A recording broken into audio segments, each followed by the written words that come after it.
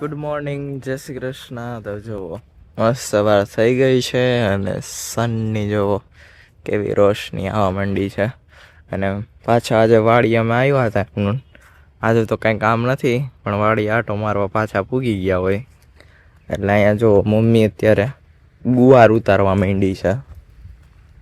જો આખા ટળી ગયા છે પણ તો એ ગુવાર આવે છે હજી ડોકે ડોકે હે હજી.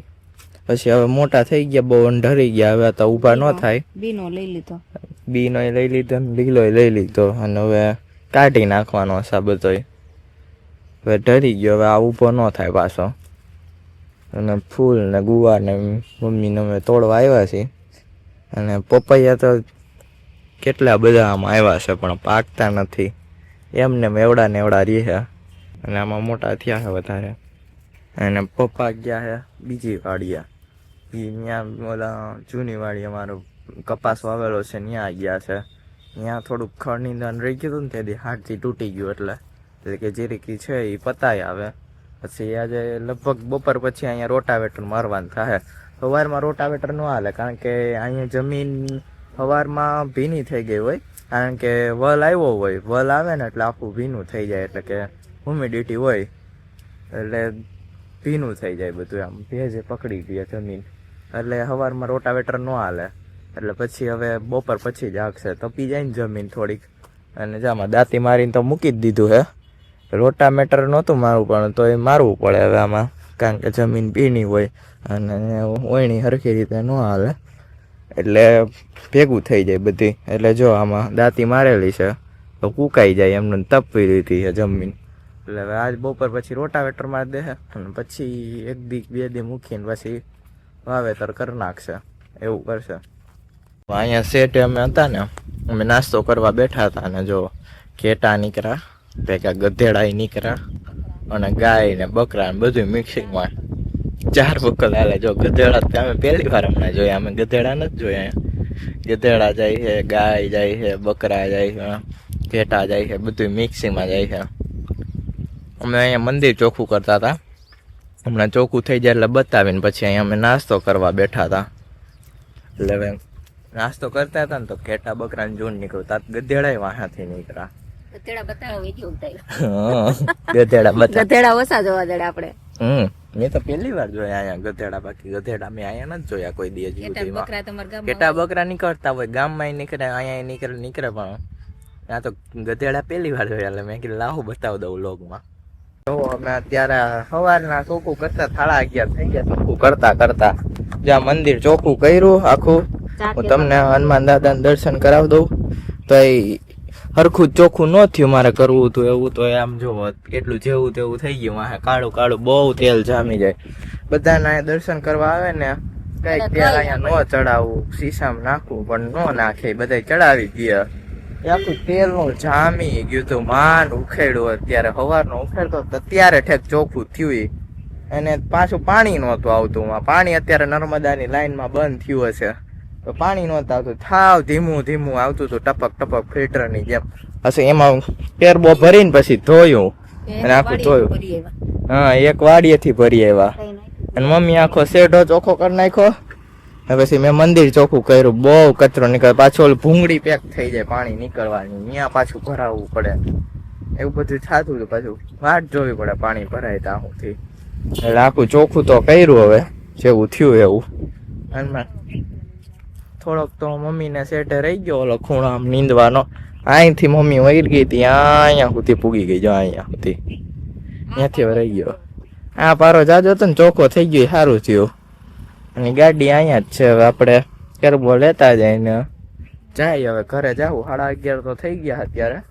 અને આ વારો મને દેખાણો નહીં, ને તો હું ધડ દેરાનો પડ્યો આ ઓટા માથે. ગોઠડિયા વારી દીધા. એટલે બાબા એવો ધડ દેરાનો પડ્યો ને, ઓલા સાધુ હતા ને જોતા રહી ગયા કે આ હું થયું કે એવો અવાજ આવ્યો હોય. પણ મને લાગ્યું એવું ખરેખર. મેં કીધું કે ભાંગી નથી ગયું ને હાડકું બાટકું એવું થયું. તો પડ્યો જોરો દેરાનો, ધડ દેરાનો વારો હે ને પગમાં આવ્યો. અત્યાર સુધી હવારનું ધ્યાન રાખતો હતો કે વારોમાં પડી નહીં. અત્યારે છેલ્લે જવા ટાણે વારામાં ભટકાણો પડ્યો હાવ. ધડ દેરાનું આ ગોઠણનું હાડકું ભાંગી ગયું હોય એવી રીતના પડ્યો. હજી દુખે છે ઈ. ભગવાન કે છેલ્લે જાવો હતી કે પૈગે લાગતો જ ધોઈ ન વહી ગયા.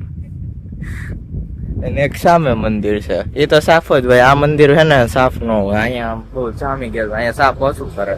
ત્યાં બધા આવતા જતા હોય ને એટલે થતું રહેતું હોય. અહીંયા ઓછા આવે, ખેતર ની આ બાજુ થાય ને ત્યાં બધાની ગાડી ઉભી રહે, અહીંયા કોઈની ન આવે, અહીંયા આપણે જવાનું.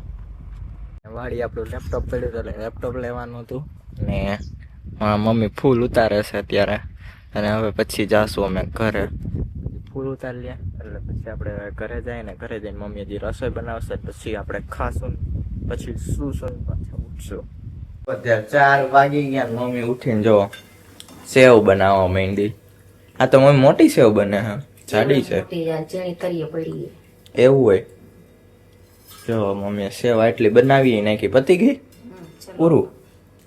જો મમ્મી એટલી બનાવી નાખી. હવે પૌવા તળશે, આ મકાઈના 2 પૌવા તળશે.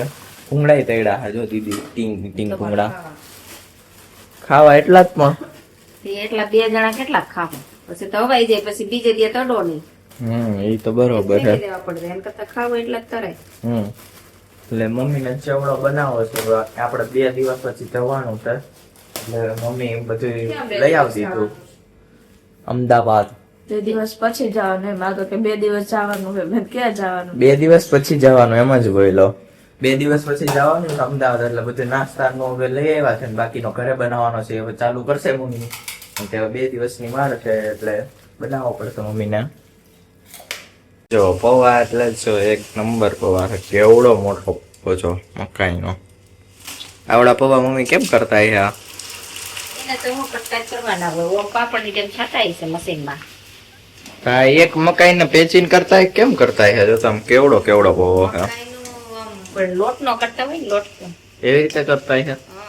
પાપડ કેમ આપણે લોટ ખીચી કરીને એમ કઈક કરતા હોય છે મશીન. કેવડા પૌવા થાય એમાં કઠોળિયા હતા, આ સલાઈ હતા. આ તો આપણે જે તમને દેખા ને આ માપેલું નાસ્તા મોલમાં ગયા હતા, સલામ પેકિંગ માં દેખાતા. જો આમ નાના જ છે ઈ, પણ થાય બહુ મોટા ને સરસ ના છે, પોચા આછા આછા મોટા છે. પેલા તો હાવ ઝીણા થતા, મોટા બધા થાય. હારા હતા ને ત્યાંથી જ લઈ લીધા છે એવું. ગામમાં લેવા જવાની, ગામમાં તમે લઈ આવો ખબર ન હોય કેવા આવે. હા, અને જો દીદી છે ને મમરા ઠલવાય છે ને હવે પછી નીચે બધું તૈયાર કરશે, મમ્મી બધું તળશે ને પછી એ લોકો 2 થઈને બનાવ નાખશે ચેવડો. ચેવડો થઈ ગયો ને પછી મમ્મીએ લીધું માખણ. ચેવડો થઈ ગયો, સેવ થઈ ગઈ, બધું થઈ ગયું. માખણ માટે ઘી બનાવવાનું. ઘી બનાવે છે મમ્મી, માખણ લે છે. જો જઈ જા તે તાજું ઘી લઈ જવાનું હોય, તાજું ઘી લઈ જવાનું. જો માખણ લીધું અને દીદી બહાર સાફ સફાઈ કરે છે ફળિયાની. અત્યારે પાછા પવન આવતો ને તો આમ પાંદડા થઈ જાય. ટ્રેક્ટર આવે જાય ને તો બધું ધૂળ થઈ ગયું હોય, એ સાફ કરવું પડે. 2 વાર તો અમારે અહીંયા વારવું જ પડે, સવારમાં ને બપોર પછી. પાંદડા ખાઈ હોય હવે આખી રાતના ખરે, પાછા સવારે વારીને પાછું બપોરે ખરે પાછા તડકાના, એટલે ત્યારે પાછું વારવાનું. અને ટ્રેક્ટર આવે જાય એટલે એની ધૂળ એટલી રહે છે, વ્હીલમાં ચોઈટી હોય એટલે વારવું પડે. કાલે મમ્મી છે ને ડોડો છે ને રસોઈ બનાવવા ટાણે બાઈપો, તો આજે પાછો અત્યારે જ બાઈપો. અત્યારે ચેક કર્યો. અને મમ્મી આને શું કહેવાય? મકાઈ. મમ્મી મકાઈ કરતી હતી. મેં કીધું મકાઈ નો કહેવાય, ડોડો કહેવાય. મકાઈ કેને કહેવાય? દાણો નીકળી જાય ને, આ દાણો પછી મકાઈ થાય. અત્યારે તાને ડોડો કહેવાય અમારે, કારણ કે મકાઈ જયારે વાવેલી હોય ને ખેતરની અંદર, ત્યારે એની અંદર જે આવે ને આખો આમ છાલ હોતો, આની પોતરા હોતો, એટલે એને ત્યારે ડોડો કહી અમે. એટલે આખો આના અંદરનું જે હોય ને એના હોતો હોય ને ત્યારે આને આખો ડોડો જ કહે ને. મમ્મી મકાઈ કરતી હતી. ગામડાવાળા તો ડોડો જ કહે, સિટી વાળાને મકાઈ કે મકાઈ લેવા જ આવી છે એમ કે. હા, મકાઈ લેવા જ પડી. આપણે વાવવી તો એમ કે મકાઈ વાવવી છે, બાકી તાન ડોડો જ કહે. આના દાણા ને અમે મકાઈ કહે, આખો એને ડોડો કહેવાય. ડોડો કરતો અમે ડોડો કહ્યા ને ખેતર વાળા બધાને ડોડો કે આખું ડોડવું આવ્યું એમ કે, ડોડવા બંધાણા હમણાં એમ કે.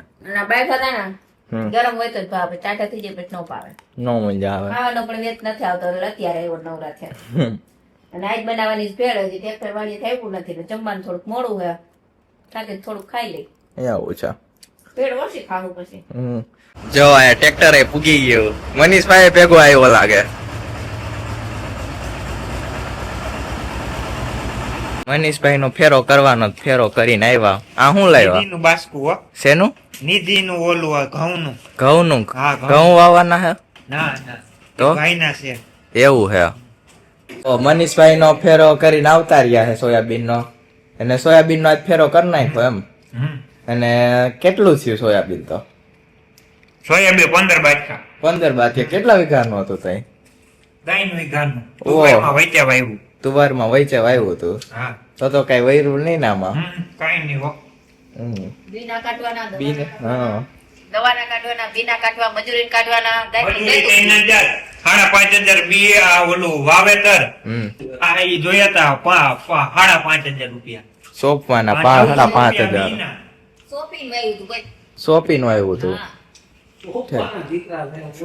કેટલો ખર્ચો થયો 5,500 900 હમ પછી આ 3,000 મજૂરી કાઢવાના 900 રૂપિયા ઠેસરના 600 રૂપિયા ઓલા ઓના મજૂરીના હમ. આ હમણાં ઠેસરમાં મજૂર આવ્યા હતા ઈ છે એ બધો છે પછી ખર્ચો આ થાય 500 રૂપિયા ભાડાના હા હમ.